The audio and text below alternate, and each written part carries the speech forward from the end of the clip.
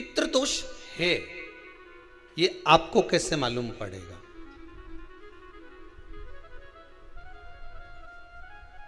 पितृ भूखे हैं इसका तो वर्णन हमने पहले कर दिया कि रात्रि को जब आप सोने के बाद में 1-1.5 घंटे बाद अगर आपकी नींद खुल जाए, 1 घंटा 1.5 घंटा आप सो लिए, उसके बाद जो नींद खुली तो 1-1.5 घंटे तक अगर आपको नींद नहीं आ रही है, रात्रि को सोने के बाद में 1 घंटे बाद जब उठे तो आपको प्यास लग गई, भूख लगने लगी, प्यास लगने लगी कि मेरे को पानी पीना पड़ेगा, घबराहट हो रही, पानी पीना पड़ेगा। 1-1.5 घंटे सोने के बाद अचानक नींद खुले और आपको प्यास लगे, समझ लेना आपके पितृ भूखे हैं और प्यास है।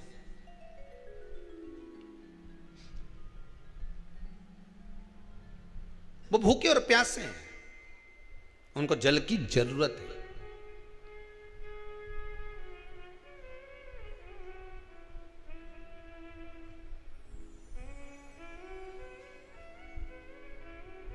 किसी भी नदी में, सरोवर में, कुंड में, बावड़ी में, तालाब में, आप तीर्थ में जाकर जब स्नान करते हैं तो स्नान करने के बाद एक काम का नियम बना लो कि अपने हाथ की अंजलि में जल लेकर अपने पूर्वजों को देना। प्यासे रहते हैं, भाग मांगते हैं।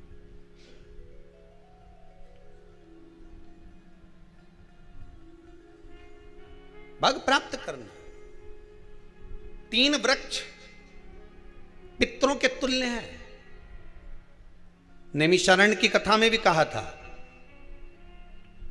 3 वृक्ष पितरों के तुल्य हैं। पहला पीपल, दूसरा वट वृक्ष, तीसरा बेलपत्र का वृक्ष। ये पितरों के तुल्य हैं। अगर आपको रात्रि में नींद नहीं आ रही है, ऐसा लगता है कि रात्रि को 1 घंटा 1.5 घंटा सोने के बाद कुछ गलत गलत विचार आने लगते हैं, नींद सुबह 3 बजे तक 4 बजे तक नहीं आती, 4 बजे के बाद फिर नींद आती है, तो एक प्रैक्टिकल जरूर कर कर देखना। एक प्रैक्टिकल करने में क्या जाता है, प्रयास करने में क्या कुछ जाता है क्या? प्रैक्टिकल कर कर देखना कि कहीं सियोर वाला महाराज झूठ तो नहीं बोल रहा, तो प्रैक्टिकल करने में कुछ नहीं जाए। 1 लोटा पानी लो, उसमें थोड़ा सा कच्चा दूध डाल लीजिए, श्राद्ध पक्ष चल रहा है, बेलपत्री का पेड़ या पीपल का पेड़ या बट का पेड़, इन पेड़ के नीचे ले जाकर उस दूध को दोपहर में सुबह 10 बजे से लेकर 12 बजे के बीच में ले जाकर चढ़ा दीजिए। रात्रि को फिर ना आपको प्यास लगेगी ना भूख लगेगी, नींद एक बार लगी तो सुबह ही खुलेगी। प्रैक्टिकल करने में क्या जाता है? पानी डालने में तुम्हारा कुछ जाएगा? अरे बोलो तो सरी, हमें 10 रुपया का दूध जरूर उसमें, और तुम इतनी चतुर हो, इतना सारा दूध थोड़ी डालोगी, तुम 2 चूल्हे डालोगे। कहाँ तुम इतना डालने वाली हो है?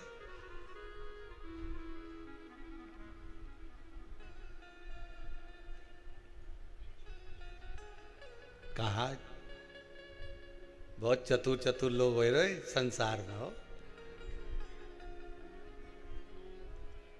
भले पूजन पाठ नहीं करे पर कहीं का एकदम मिलने आ जाए ना, क्या अम्मा जी है क्या पाठ कर रही है, फिर वो भी बैठ गई तुरंत, अभी तो सोई थी,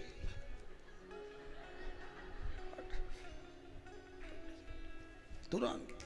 क्या पंडित जी हैं क्या, उनसे थोड़ा काम है, अभी माला जप रहे हैं, मालूम पड़े पंडित जी तो आराम से सेव फल खा रहे थे। अब प्लेट सोफा के नीचे घुसे,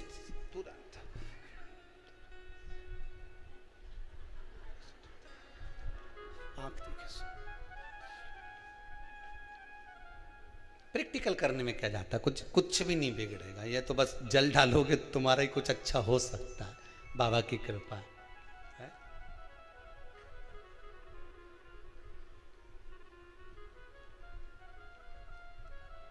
3 वृक्ष पितरों के तुल्य हैं। पहला जम के बोलिए पीपल, दूसरा वट वृक्ष, तीसरा बेलपत्री का वृक्ष। 3 पीपल के वृक्ष में 52,000 ब्राह्मण एक साथ निवास करते हैं, इसलिए पितृतुल्य है। बट वृक्ष ब्रह्मा जी के मस्तक से बना, इसलिए पितृतुल्य है। और बेलपत्री का वृक्ष माता पार्वती जी के अश्रु से बना। जब आंसू गिरे थे माता जगत जननी जगदम्बा पार्वती के, उस समय पर पितृलोक में हलचल उत्पन्न हो गई थी। हमारी नातिन की आंख में आंसू कैसे आ गए? मैनावती की पुत्री है,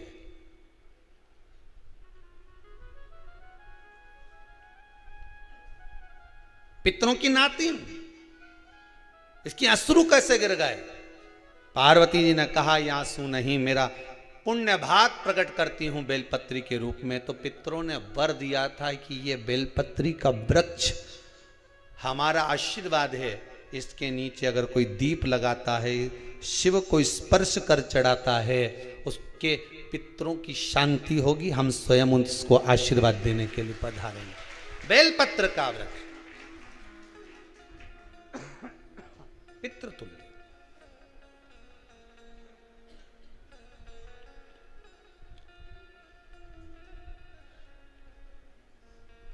तो रात्रि को अगर भूख लग रही है, प्यास लग रही है, तो पितृदोष है। दूसरा पितृदोष का लक्षण बताया, घर में कोई शुभ कार्य ना हो, वंश की वृद्धि ना हो। 1 रुपये कमाओ, 1.25 रुपये खर्च हो रहे हैं, पैसा 10 जगह से कमाई आ रही है पर घर में टिक नहीं पा रही है, आया गया, पितृदोष है। जरा सी कटोरी पड़ी है, उसके पीछे विवाद चालू हो जाए, पानी ढुल गया उसके पीछे विवाद हो जाए, या छोटी छोटी बात में घर में क्लेश मचा हुआ है, पितृदोष है। समझ लो हमारे पूर्वज हमसे खुश नहीं, प्रसन्न नहीं। कोई कहता है गुरुजी श्राद्ध बड़े बेटे को करना चाहिए कि छोटे को करना चाहिए? शिव महापुराण की कथा कहती है, अगर जायदाद का पूरा हिस्सा बड़े ने लिया हो और तुमने अपनी माता का दूध ना पिया हो तो एक ही को कर लेने दो। अगर माता का दूध पिया है और अगर एक अंगूठी भी ली है, जरा सा एक कपड़ा भी अगर सास का लिया है, तो श्राद्ध तो तुझे करना ही पड़ेगा, करना ही पड़ेगा।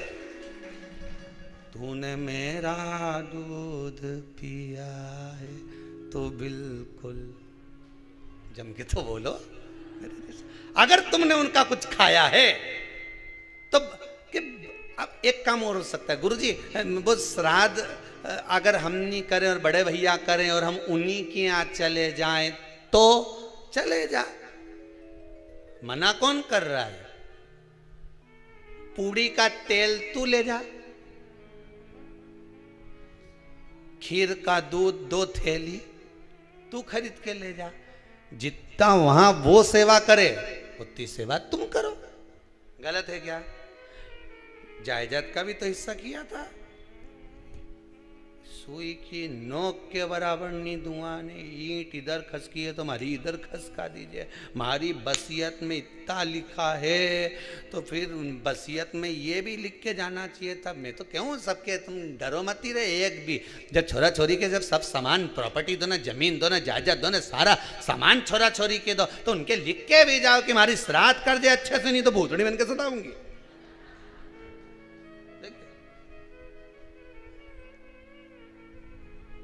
श्राद्ध करो।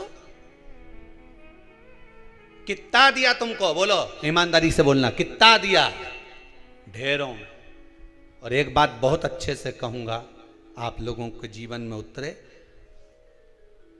अगर मायके में भाई, मायके में भाभी, मायके के लोग अगर आपके माँ बाप का श्राद्ध नहीं करते हैं तो बेटी भी अपने माता पिता का श्राद्ध कर सकती है। उसने भी दूध पिया है अपने माता पिता का, पर वो श्राद्ध का भोजन कौन कराएगा? बेटी का पुत्र हो, बेटी की पुत्री हो, वो कराए। और नाम वो नाना नानी का ले ले, करे। अगर वो नहीं कर रहे हैं, वो नहीं संभालते, वो नहीं जानते, तो आप करो, वो करे। 2 भाग होते हैं। जब एक रोटी गाय के मुख में दी जाती है, गाय के मुख में जब हम रोटी देते हैं, एक रोटी जब देते हैं, या तो गाय के मुख में 16 श्राद्ध में जब रोटी देते हैं तो रोटी को बीच में से तोड़कर, रोटी का जो भाग होता है उसको, मतलब ऊपर से फुलका का परत नहीं निकालना है, रोटी जो सीधी सीधी है ना, जैसे ये रोटी है तो इसको बीच में से तोड़ लिया, 2 भाग विभाजित कर लिया, नीचे वाले भाग में भी थोड़ा सा गुड़ शक्कर रख लिया, ऊपर वाले भाग में भी गुड़ शक्कर रख लिया, एक के ऊपर एक रोटी को रख लिया, वो गाय को दी। तो अपन श्राद्ध पक्ष में 2 पूड़ी का प्रमाण है कि गाय को 2 रोटी दी जाती है, कुत्ता को 2 रोटी दी जाती है। 2 पूड़ी रख के देते हो नहीं देते? आप लोग तो देते होगे, 2 पूड़ी के ऊपर पूड़ी रखकर, थोड़ा सा मीठा रखकर, नमकीन रखकर, कुत्ते को भी देते, 2 पूड़ी तोड़कर कागा को भी देते। 2 पूड़ी का प्रमाण कहाँ से आया? 2 भाग रोटी के टुकड़े का प्रमाण कहां से आया? श्राद्ध पक्ष में ही ऐसा क्यों किया जाता है? बाकी के समय पर तो कोई ऐसा 2 पूड़ी का प्रमाण ही नहीं, पर श्राद्ध पक्ष में ये क्यों कहा जाता है कि पूड़ी के ऊपर पूड़ी रख दे, उसमें मीठा रख दे, खीर शक्कर रख दे, गाय को दिया, कुत्ते को दिया, कागा को दिया, ऐसे क्यों कहा जाता है? उसका कारण क्या होता है?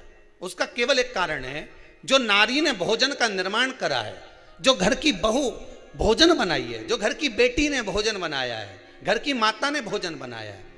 महाराज, पिता पुरुष एक कुल को तारता है, बेटी 2 कुल को तारती है। जब श्राद्ध पक्ष में 2 भाग रोटी के कर गाय को देती है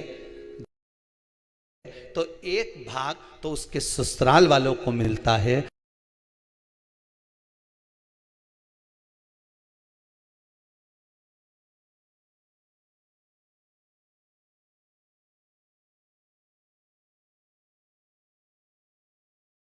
मायके को भी मिले, ससुराल को भी। जब गया जी का पिंड होता है तो नाना नानी सबका स्मरण कराया जाता है। 2 भाग,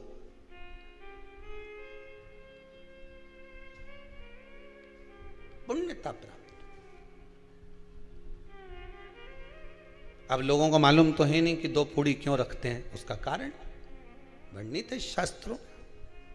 दोनों पक्ष तारने के लिए, दोनों पक्ष का स्मरण कराने के लिए। महाराज, बिंदु प्रेत योनि में पड़ा, चंचुला देवी उनके मोक्ष का प्रयोजन कर रही है, प्रयास कर। क्या करा जाए कि इनको मोक्ष मिल जाए? कहा शिव महापुराण की कथा। पार्वती मैया की सहेली बन गई और पार्वती मैया ने शिव महापुराण में प्रेत योनि से मुक्त होने के लिए कहा, तुम रुका जी के यहाँ जाओ, देवऋषि नारद के पास जाओ। नारद जी ने तुमरुका जी के पास भेज दिया। क्यों? नारद जी जानते हैं मैं कथा नहीं कह सकता, मैं कथा सुन सकता हूं पर कह नहीं सकता। कहने के लिए मुझे बैठना पड़ेगा, सुनने के लिए हो सकता है कि मैं चले जाऊं, वापिस आकर बैठ जाऊं।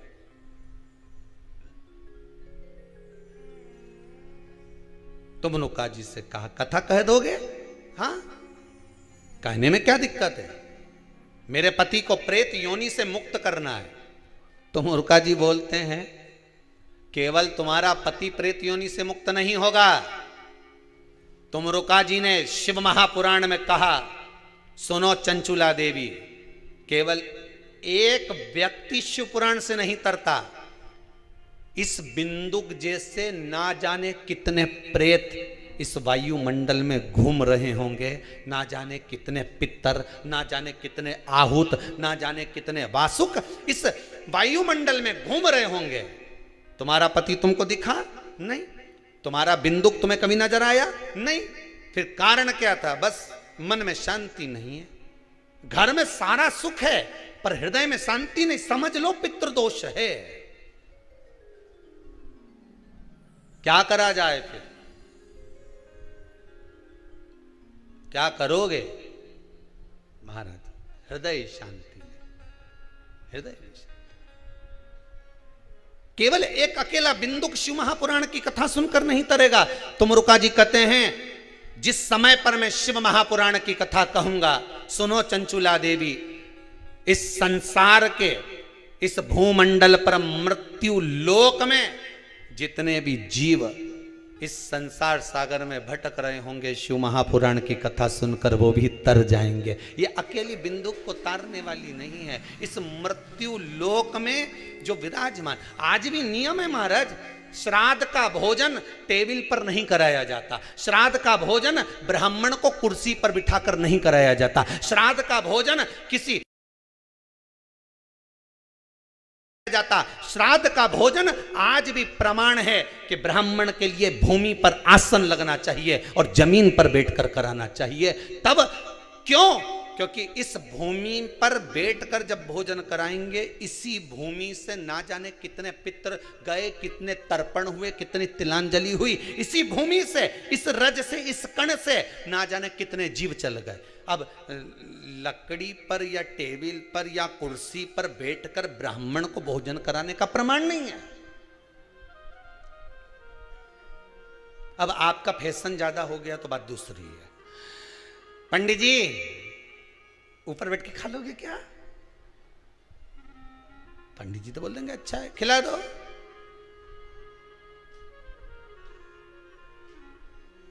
ऊपर बैठ के क्यों? वो झुकने में थोड़ी सी कमर लचक जाए, क्योंकि खीर परसेगी तो झुकना पड़ेगा।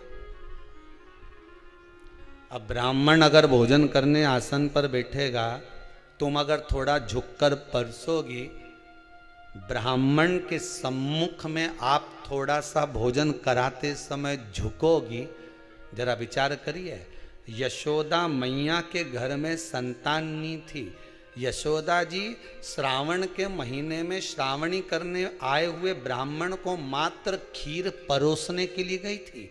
52 साल की उम्र थी, संतान का सुख नहीं दिख रहा था, खीर परोसने के लिए गई।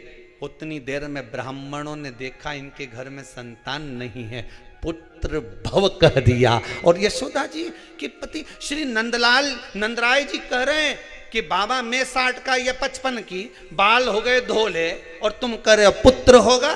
कहां से होगा? ब्राह्मण कहते हैं ब्राह्मण जब भोजन करता है, भोजन करते समय जब वर देता है, वो वर गलत नहीं हो सकता, कहीं से भी आएगा, पर छोरा तो आएगा। और आया, कहीं से भी आया, पर पुत्र आया, क्योंकि आशीर्वाद दिया था। श्राद्ध पक्ष का भोजन टेबल पर नहीं, कुर्सी पर नहीं, श्राद्ध पक्ष का भोजन ब्राह्मण को आसन लगाकर जमीन पर कराना चाहिए, भूमि पर।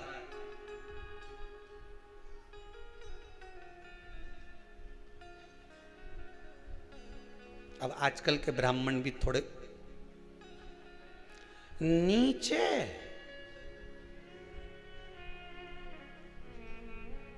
अगर हम टेबल पे ही जिम लें तो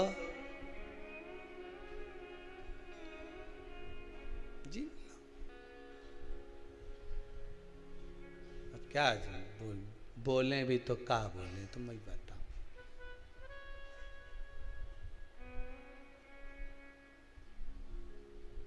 थोड़ा सा भाग भूमि का हो महाराज।